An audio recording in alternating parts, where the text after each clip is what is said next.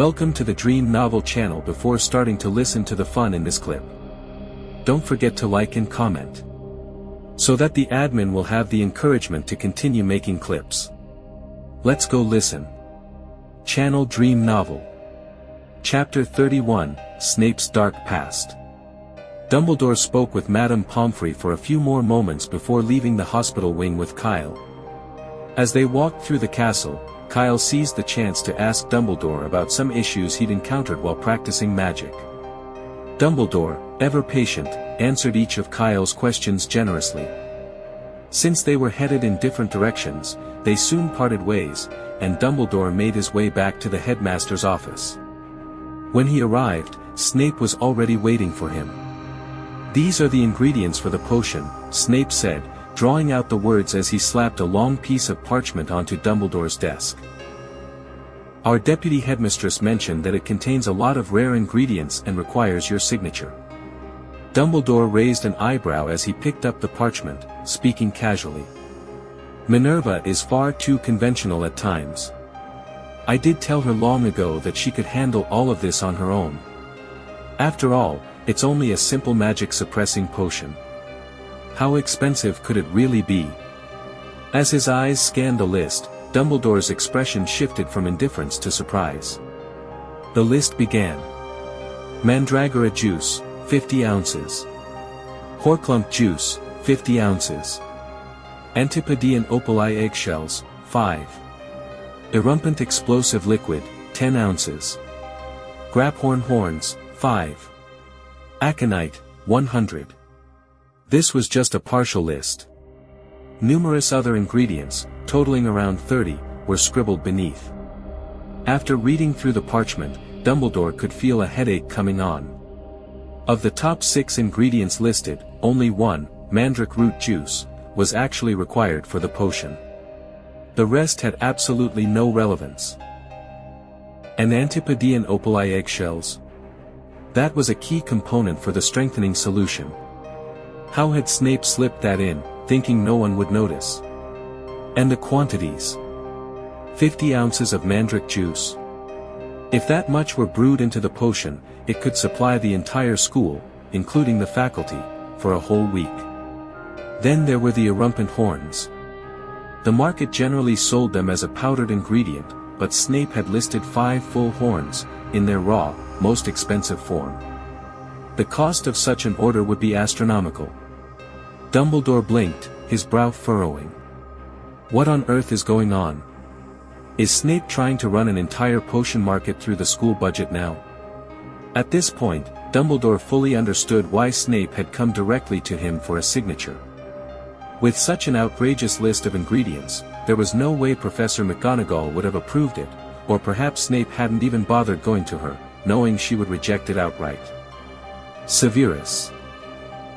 Dumbledore deliberated for a moment, deciding to give Snape the benefit of the doubt. He tentatively asked, "Are these really all the ingredients needed for the magic-suppressing potion?" Snape nodded, his expression calm. "Yes, Headmaster." Dumbledore raised an eyebrow. "And what about the Antipodean opali eggshells?" Snape's tone remained neutral. "A new recipe I'm experimenting with. But the quantity seems excessive." "Forgive me, Headmaster," Snape responded matter-of-factly, "it's been quite some time since I brewed a magic-suppressing potion. Minor miscalculations are to be expected, so I need to ensure we have sufficient ingredients." Seeing no immediate reason to argue further, Dumbledore sighed and picked up a scarlet quill, signing the parchment with a couple of swift strokes. "Very well. There seems to be no reason for me to object." Snape's eyebrows lifted slightly, a hint of satisfaction crossing his face. "Mr. Mikel will surely appreciate your generosity, Headmaster." With the parchment full of extravagant ingredients now in his possession, Snape could hardly contain his eagerness. He was more than ready to prepare the potion, or perhaps, as Dumbledore suspected, replenish his private stores. Just as he was about to leave, Dumbledore spoke again, his tone seemingly casual. "Severus, what do you think of young Kyle?" "Kyle?" Snape's smirk faltered, replaced by a flicker of mockery. "Is there yet another scheme in the works, great Headmaster Dumbledore?" "No, no, Severus, you've misunderstood." Dumbledore smiled mildly. "It's just the natural curiosity of a headmaster who sees promise in an outstanding student. You needn't answer if you don't wish to." Dumbledore then casually grabbed a cockroach-shaped candy from his desk and popped it into his mouth. He held out one to Snape, adding playfully, "Care for one? They're quite delicious." Snape recoiled slightly, his face twisting with disgust. "No, thank you." He could never comprehend Dumbledore's peculiar taste for such bizarre sweets, especially when there were so many more palatable options in the wizarding world. The candy looked even more revolting than flobberworm slime. Unperturbed by Snape's reaction, Dumbledore continued, as if speaking to himself, "Kind, brave, honest, unflappable in a crisis, Hogwarts hasn't seen such an exceptional first year in quite some time. I remember his mother, Diana, was also in Slytherin. She was only a year ahead of you, if I recall." "Shut up." Snape's face twisted in sudden fury, his eyes darkening. "Never mention that name in front of me again, never." His last words were practically shouted, causing the portraits of past headmasters to grumble in irritation. They chastised Snape for his outburst, scolding him for his disrespect toward the current headmaster. But Snape ignored them completely. If he had no qualms about yelling at Dumbledore, he certainly wasn't going to worry about the opinions of a few paintings. He only called them headmasters out of courtesy. To him, without that respect, they were just pieces of canvas, no more useful than paper to wipe a cauldron. Dumbledore, unfazed by Snape's outburst or the chattering portraits, sighed softly. "I didn't expect that, after all this time, you would still hold on to those memories. But Severus, I still believe you were in the wrong. Diana was a wonderful girl, with a good heart. If you hadn't used that word to insult Chris, she wouldn't have hounded you in the common room day after day." Bang! A deafening door slam cut Dumbledore off mid-sentence. The noise startled Fawkes, the phoenix, from her nap, prompting her to flap her wings in displeasure at Snape's retreating figure. Pfft! A rotund portrait of a past headmaster suddenly let out a chuckle, unable to hold back. But when Dumbledore cast a playful glance in his direction, the painted figure quickly covered his mouth and scampered off to another frame, clearly embarrassed. Dumbledore, shaking his head slightly, soothed the ruffled portrait and muttered to himself, "Really, the older I get, the more I seem to enjoy reminiscing about the past." "Humph, hypocrite," came a sneering voice from the wall. The portrait of Phineas Nigellus Black, a former headmaster with a goatee, glared at Dumbledore. "Don't think I don't know what you're up to. You intended to provoke him. All Snape wanted was a little extra potion ingredients. What's the big deal? Back in my day as headmaster, this sort of thing was routine. But you, wait. Dumbledore, what are you doing?" "I'll stop, don't come over here." Channel Dream Novel. Chapter 32, The Helpful Hufflepuff. On the other side of things, since it was already the end of the lesson when Kyle left the school hospital, he decided not to return to Charms class and headed directly to the library instead. Dumbledore had recommended 2 books to him earlier, suggesting that they would be highly beneficial for mastering basic charms, perfect for a young wizard just starting out. Kyle was eager to borrow them and get reading. The library was on the 2nd floor, easy to find as all it took was climbing a set of stairs. 2 books? Absolutely not. Madame Pants, the stern librarian, greeted Kyle with a disapproving look, her feather duster in hand. "Unless you have a professor's note, you may only borrow 1 book at a time." Kyle didn't dwell on it and quickly responded, "If it's just 1 book, then I'll take Gaddying with Ghouls." What he hadn't anticipated was Madame Pants's reaction. At the mention of Gaddying with Ghouls, her expression immediately twisted into one of pure disgust, as though Kyle had just uttered a curse word. "Another Lockhart book," she muttered under her breath. Madame Pants harbored a strong dislike for Gilderoy Lockhart, or more specifically, his writing style. She found it excessively self-centered and pandering. Though many biographies were written in a similar vein, Lockhart's works in particular left her unsettled. There was something off about the narrative flow in his books, details seemed to be missing, making parts of the story feel incoherent. It wasn't enough to ruin the reading experience for most, but it left her feeling distinctly uncomfortable. Her already poor impression of Lockhart's books now seemed to extend to Kyle. After a brief silence, her expression stern, she announced, "Gaddying with ghouls has been checked out. If you register for it now, you might be able to borrow it, in about 2 years. 2 years. Never mind," Kyle said with a shrug. "What about the troubadour in the wind?" Madame Pance's demeanor softened noticeably at this request. "We have that," she said, her tone far more pleasant. She instructed Kyle to wait and headed toward a nearby shelf. As she disappeared among the rows of books, Kyle couldn't help but observe the infamous librarian with curiosity. Madame Pance was a thin, elderly woman with a vulture-like appearance, as though she had been malnourished. The young wizards quietly reading nearby seemed terrified of her, not daring to make the slightest sound as she passed. One unfortunate student, too nervous to control himself, let out a sneeze, and was promptly expelled from the library for it. Kyle smirked to himself. It was no wonder people rumored that she and Filch were a perfect match. They were both sticklers for rules and seemed to share a mutual disdain for students. Before long, Madame Pance returned, handing Kyle a thick, hardcover book along with a note. "It must be returned within a week," she warned in her stern voice. "If it's overdue, or if there's any damage to the book, you will never be able to borrow anything from this library again." "I'll remember that," Kyle promised, tucking the book under his arm and heading out. Since there was only one morning class for first years, Kyle decided to head straight back to the Hufflepuff common room after leaving the library. He was eager to find a quiet, comfortable spot to dive into the book he'd just borrowed.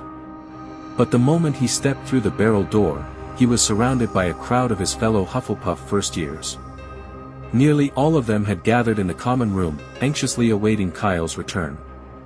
"What's up, Kyle?" Ryan rushed over first, concern etched on his face. "Is Mikkel okay? We tried to visit him in the hospital, but Madame Pomfrey threw us out as soon as we got there." The other young wizards nodded in agreement. Even though they had all suffered from the accident in Charms class, their concern for Michael's well-being was evident. This was typical of Hufflepuff, loyal and always looking out for one another. "Don't worry," Kyle reassured them, smiling as he patted Ryan on the shoulder. "Professor Dumbledore has already seen him. He'll be discharged tomorrow after taking some medicine." "That's a relief," Ryan said, visibly relaxing. After a moment of thought, he added, "Has Mikkel woken up yet? Has he said what he'd like to eat? We can't take him anything now, but we could prepare it in advance so he'll have it when he's discharged. He'd love that." The idea quickly gained approval from the rest of the group. Generously, they began offering up their most treasured treats.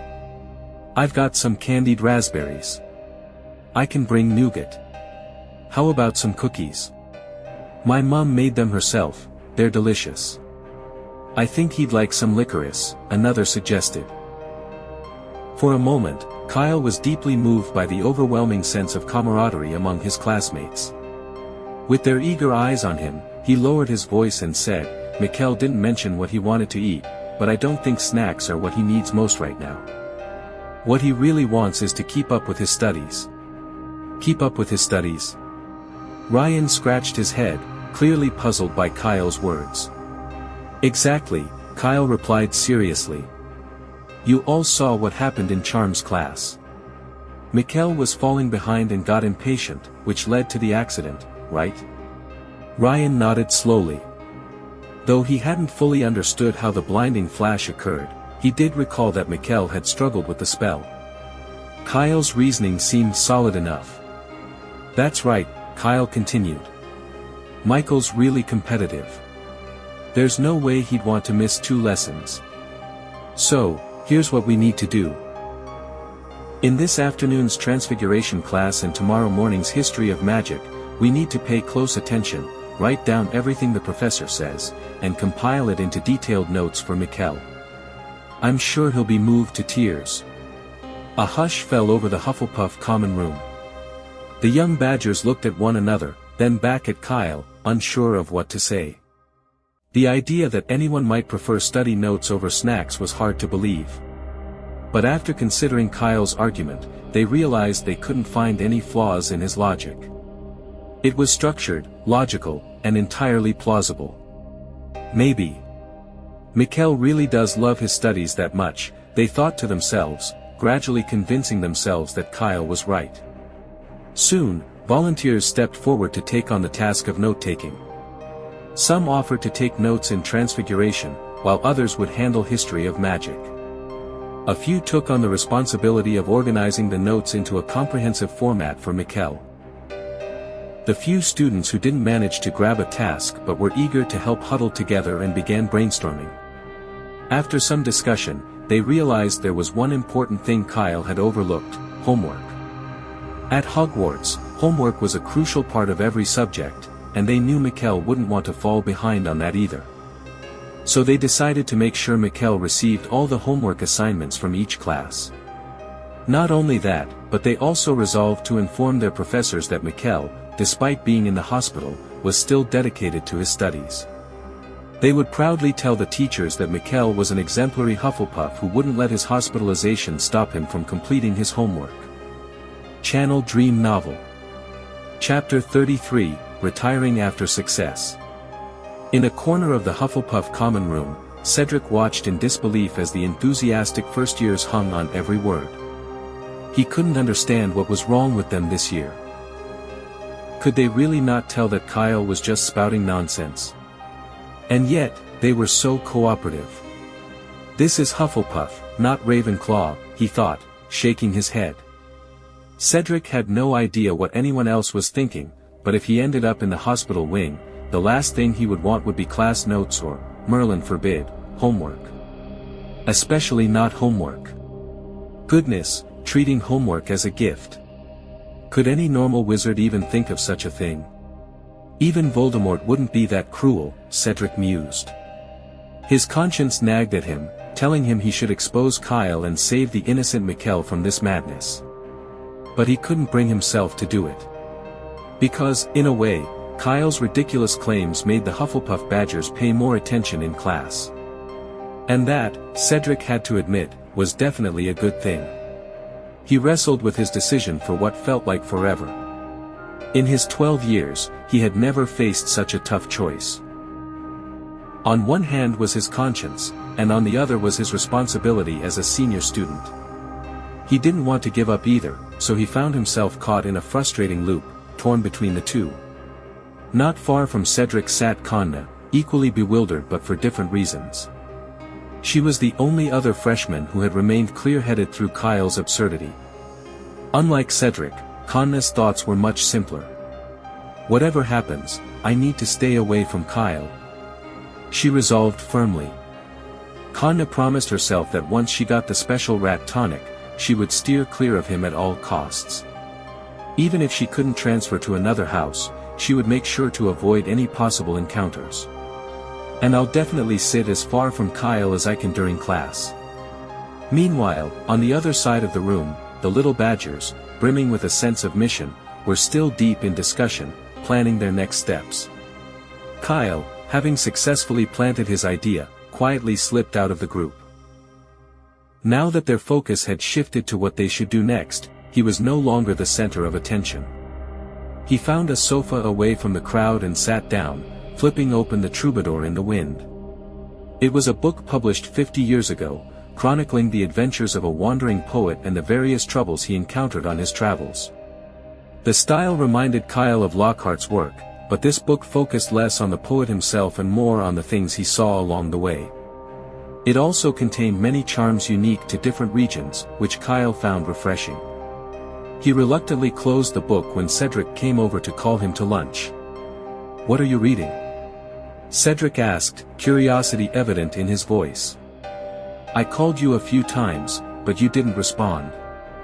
The Troubadour in the Wind, Kyle replied, handing Cedric the book. Dumbledore recommended it. It's a really interesting biography. The headmaster recommended it. Cedric's eyes lit up, immediately expressing his desire to read it too. No problem, Kyle said, thinking for a moment, but I've only just started, so you'll have to wait a few days. Or, you could check the library to see if they have another copy. No need, Cedric returned the book and shook his head. Just let me know when you're done, and I'll borrow it then. From his experience with the school library, Cedric knew they rarely had multiple copies of the same biography. Going to check would likely be a waste of time, and besides, he wasn't in a rush to read it. Waiting a few more days didn't matter to him. After leaving the Hufflepuff common room, the two quickly made their way to the Great Hall. By now, the morning's big news, about a Hufflepuff blowing up the Charms classroom, had already spread throughout Hogwarts. In the hall, almost every group of students seemed to be buzzing with excitement, talking about the incident. "Hey, look who's here!" came a voice as Kyle and Cedric entered. Before Kyle could react, Fred and George blocked his path, having clearly been waiting for him. "I knew Hogwarts wouldn't stay peaceful with you around," Fred grinned, grabbing Kyle by the shoulders. "Tell us, how did you manage to blow up the classroom?" George chimed in, "Yeah, we heard even Professor Flitwick limped out of there." Blowing up a professor in your first lesson, Fred and George exchanged glances before declaring in unison, "Kyle, you're definitely going down in school history." Their voices weren't loud, but they still caught the attention of nearby students, who began gathering around, curious about the commotion. Kyle sighed, feeling a bit helpless. First of all, the lighting charm can't blow up a classroom. That's just common sense. Professor Flitwick hurt his leg because he tripped and fell. Secondly, the wizard who caused all of this is in the hospital wing, and it has nothing to do with me. If you keep spreading this, I'm writing to Mrs. Weasley. Not you. The twins blinked, clearly surprised. Of course not. Why would you even think that? Kyle gestured to Cedric beside him. If you don't believe me, ask Cedric. I can confirm, Cedric nodded firmly. It really wasn't Kyle. There you go, Kyle said, pushing Fred and George aside. Where did you even hear this? It's completely unreliable. We got it from some Ravenclaw first years, Fred shrugged. They said you sent your classmates to the hospital wing. Kyle was exasperated. I was helping. Dumbledore even gave me 20 extra points. Did they say anything else, or was that it? I don't know, George shrugged back, nonchalantly. That's all we caught when we walked past. Kyle shook his head, unable to believe what he was hearing. Unbelievable. I'm done with you too, he muttered, taking a deep breath. He'd initially thought Ravenclaw students had a knack for twisting the truth, but Fred and George were on a whole other level. When you're asking for information, he said, glaring at them, at least listen to the end. Who hears just half a story and thinks they've got the whole picture? Luckily, Fred and George had come to him directly instead of spreading the half-baked rumor. If they had, his reputation would have been in ruins by now. Kyle sighed dramatically and clapped them both on the shoulders. You two are wasting your talents at Hogwarts. Honestly, you should go work for the Daily Prophet. Rita Skeeter would love you. Channel Dream Novel. Chapter 34, The Well-Behaved Hufflepuffs. Rita Skeeter. The reporter from the Daily Prophet? Fred asked with a puzzled expression. What does she have to do with this? George added with a grin, and we're not interested in her anyway. She's doomed to unrequited love. That's a real shame, Kyle replied, not wanting to continue the conversation. After a quick, half-hearted exchange of words, he walked between the two of them. Lunch was already underway, and all Kyle wanted was to sit down and enjoy his tender steak and pumpkin juice instead of standing awkwardly in the doorway of the Great Hall. However, Fred and George had other plans. They followed him all the way to the Hufflepuff table. Even though there's no solid proof, Fred said as he sat down next to Kyle, pushing Cedric aside, I can't shake the feeling that the charm classroom exploded because you were there. He took a large gulp of pumpkin juice before continuing, why else would everything be fine before, and then boom, the moment you show up, the classroom blows up. You must have influenced it. Kyle nearly choked on his own pumpkin juice, feeling the weight of Fred's insinuation. What did I do? He'd been helping the whole time. Did he really have to take the blame for this? Without saying a word, Kyle turned and gave Fred the finger. But Fred, pretending not to notice, carried on. It's a pity you're not in Gryffindor. We already checked, George added, laughing. Gryffindor's first lesson was potions. If you were there, and the first years cooperated, Snape would probably be the one in the hospital. Yeah, such a shame, Fred lamented, putting down his glass. If you could have managed to send Snape to the hospital, you'd be a hero, not just of Gryffindor, but of all Hogwarts.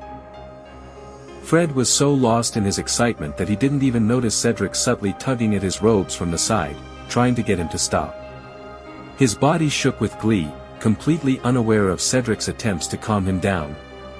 Seriously, Kyle, I still think you belong in Gryffindor.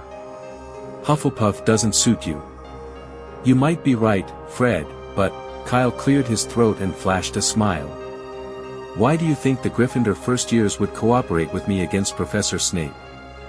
From what I can tell, Gryffindor students are all very polite and respectful. The headmaster's kind, and surely Gryffindors wouldn't be so unruly. What nonsense are you spouting, Kyle? Honest, rule-following kids don't get sorted into Gryffindor, Fred said, momentarily taken aback. Then, raising an eyebrow, he added, oh right, that's true, we do love taking risks. So, Mr. Weasley, is this why you're not eating at your own house table? An icy, emotionless voice came from behind them. Fred and George's smiles vanished instantly as they turned their heads with great difficulty. Professor McGonagall. When did you? Fred forced a smile, one that looked even more pitiful than if he were crying. I think you might have misunderstood something. I can explain. There's no need, Mr. Weasley. I understand perfectly, and there's no misunderstanding, Professor McGonagall said, her expression calm as always. You should count yourself lucky that it's me standing here and not Professor Snape. Her tone remained steady as she continued, for your lack of respect towards a professor, Gryffindor will lose 10 points each. Fred and George let out a collective sigh of relief. It could have been worse. After all, it was only the start of the school year, and Gryffindor still had plenty of time to make up the points. Losing 20 points wasn't too bad, manageable, at least. And Professor McGonagall continued, giving the twins a sharp look, in light of your poor performance at the sorting ceremony, you will both be confined to your rooms every night for the next week. It was as if Fred and George had been struck by lightning. The sorting ceremony? They had thought that was ancient history, a forgotten event. Losing points? That was nothing to them.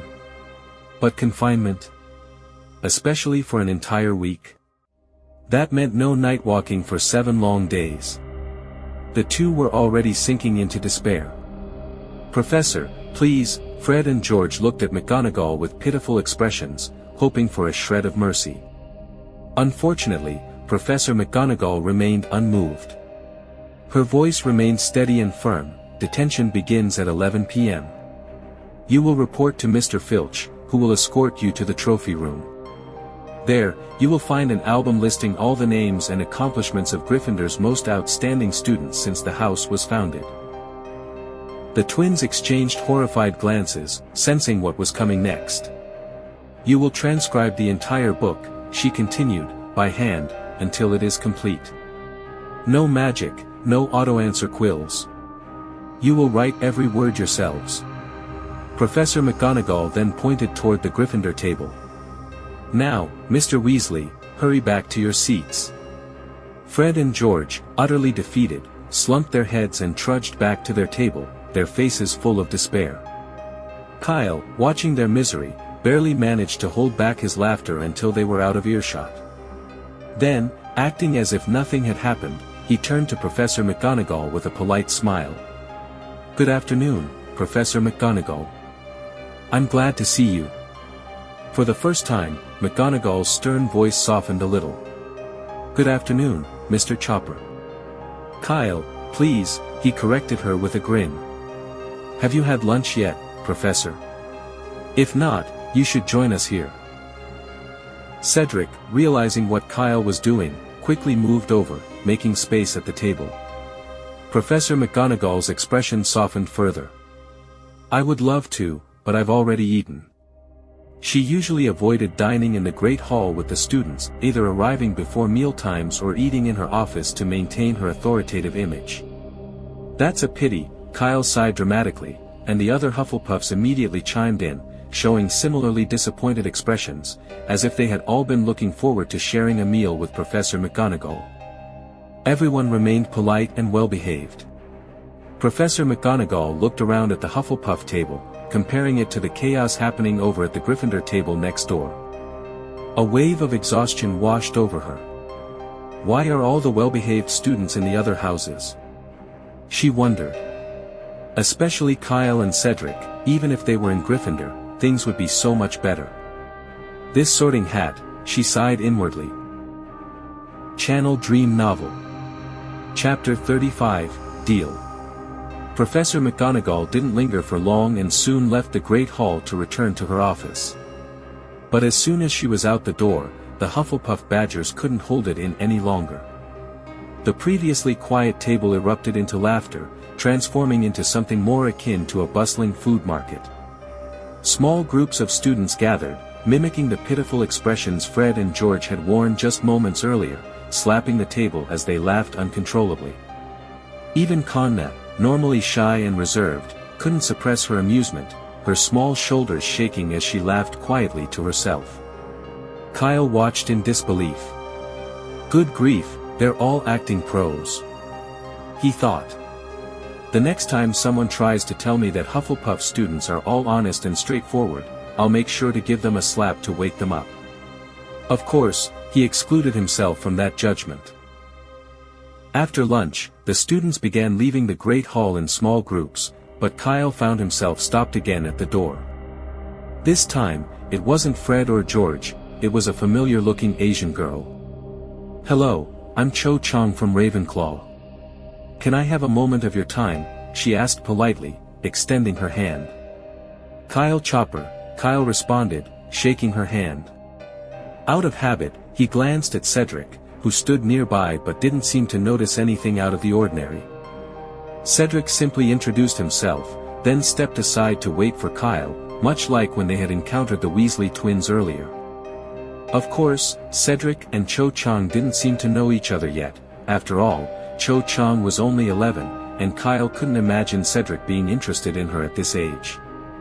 Azkaban doesn't have age restrictions, after all, he thought with a wry smile.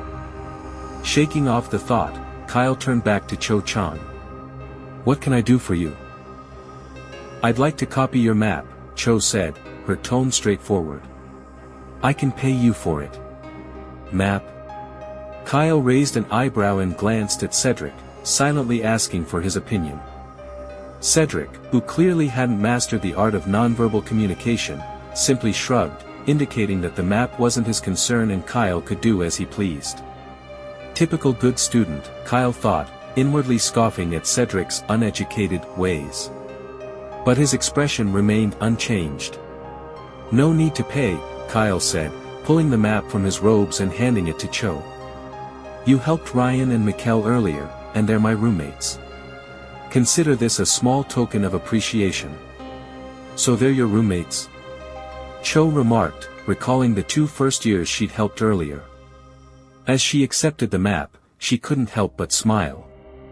"I have to admit, your roommates are unique.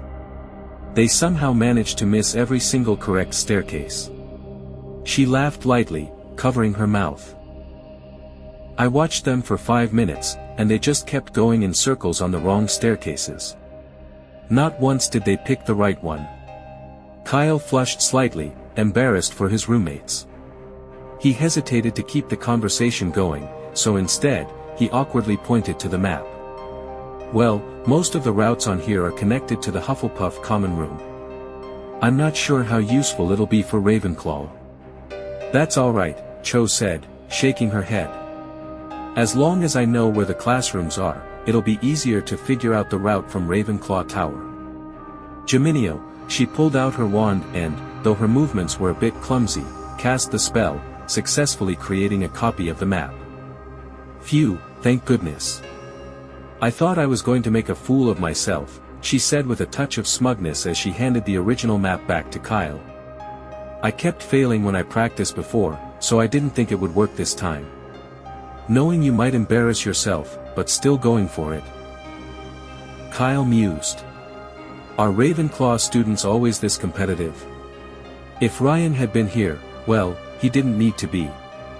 Ryan had been pestering Kyle since dinner about wanting a map replica instead of copying it by hand. See, that's the difference, Kyle thought. Ravenclaws seemed to embrace challenges, while many Hufflepuffs took a more straightforward approach. Before Kyle had arrived, Cedric had been the only standout in Hufflepuff, the one everyone could look up to. Kyle suspected Professor Sprout had made some kind of deal with the Sorting Hat last year to bolster Hufflepuff's ranks. Perhaps it was paid in herbs. But speaking of Cedric, Kyle glanced at Cho, who was glowing with satisfaction now that she had the map.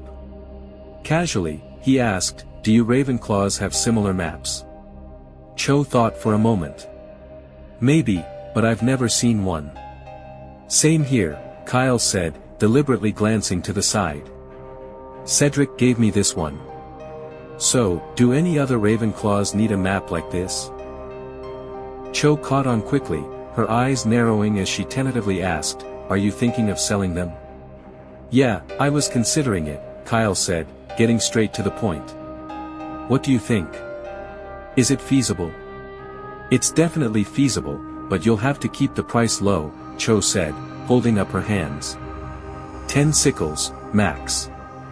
If it's more than that, even by a Canute, I won't buy it, and I bet the other first years would feel the same. That's fine. 10 sickles it is, Kyle said, shrugging. It doesn't take much effort, so why not make a little pocket money? Then you need to hurry, Cho advised. The map will only be useful to Ravenclaws for about a week at the start of the year. The longer you wait, the less it'll be worth. If you wait until tomorrow, it might only go for 9 sickles. That's fair, Kyle said with a grin. He extended his hand to Cho. Interested in joining in? I'll provide the map, you handle the publicity and the transactions, and we'll split the profits. 50-50. Cho seemed a little surprised at the offer, but quickly recovered. She shook Kyle's hand and said, "Of course, I'm interested." She did some quick mental calculations. There were 16 new students in Ravenclaw, and excluding herself, that left 15. Even if only a third of them bought the map, she'd still walk away with 25 sickles. For a first year, that was a considerable amount of money, and it wasn't something she was about to pass up. Plus, it was easy work, just a few conversations and running around. Kyle nodded. Great, it's a deal. You take care of Ravenclaw. No problem, Cho agreed. I'll head back now. There should be quite a few first years in the common room at this time. Cho, eager to earn her pocket money, quickly said her goodbyes to Kyle and Cedric and hurried back to Ravenclaw Tower. Now the fun in this clip is over. Which listeners haven't liked and commented yet? You can press like and comment to encourage the admin find the fun in the next clip. May the listeners be happy forever.